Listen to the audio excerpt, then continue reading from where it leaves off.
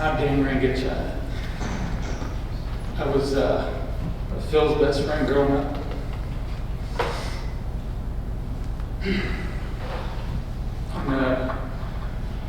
I thought this was going to be a little easier. So, the first thing I want to talk about is if you read through the obituary thing that was in the handout they gave today, they talked about Tom taking 10 kids on a float trip by himself, and I was one of those 10. And I wasn't my first time floating, so I didn't know a darn thing about anything. And I probably was the most cumbersome, pain in the butt kid on the trip. But I never felt that Tom was frustrated with me. I never felt anything but extreme love, except for at the very beginning of the trip. Phil and I were dropped off on the side of the road so Tom could take the truck down to where I think it was the Diggy's cabin. And we were supposed to wait by the fence up by the highway for Bella to know where to turn. And we sat there forever, it seemed like hours. And we're like, well, maybe we were supposed to go back down. So Phil and I started walking down. And then we decided, well, maybe we were supposed to walk back up. So we go back up, and Bella had missed us. She'd been driving around for a while. So finally get Tom back up as he'd walked from the Diggy's cabin almost all the way up to the highway. And he was not happy with Phil and I. And he goes, "You two are a bunch of clowns."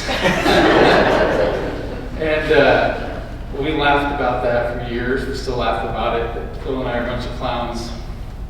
But again, it was one of the most memorable trips I've ever had. And then, Brian talked about Tom being able to just MacGyver anything out of everything. Just whatever he had in the garage, he could make something work.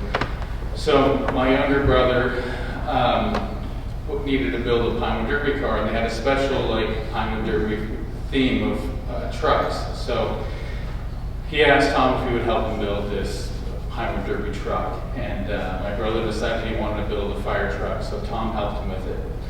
And he didn't do hardly any of the work that he just made my brother do it. Taught him how to do it. Anything that required a saw, he would take care of for him. But it turned out to be the most cool fire truck you've ever could imagine.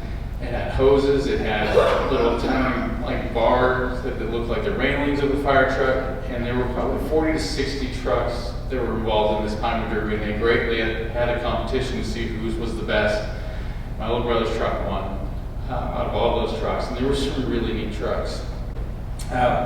So again, it just goes to show that he had a vision on how to build something, he could get it done. Out of all the random stuff he had in that garage, he could get it done. Speaking of the garage, I've spent hours and hours and hours in that garage, not knowing what the heck I was doing, but just following instructions from either Phil or from Tom, and listening to the radio, grinding up deer and elk, being way too young to be operating it, like the girls were talking about last night, way too young to be operating a grinder, but just throwing the meat in there like we were told.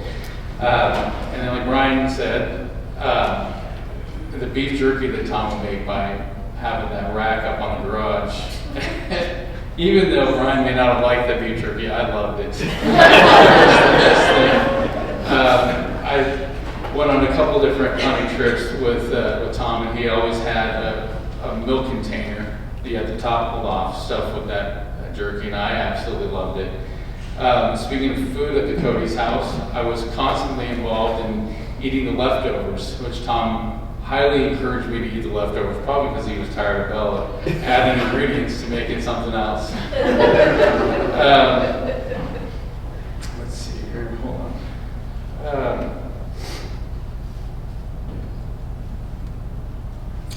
One of the last things I want to share is that when I moved in, I lived with the Cotes for about a year.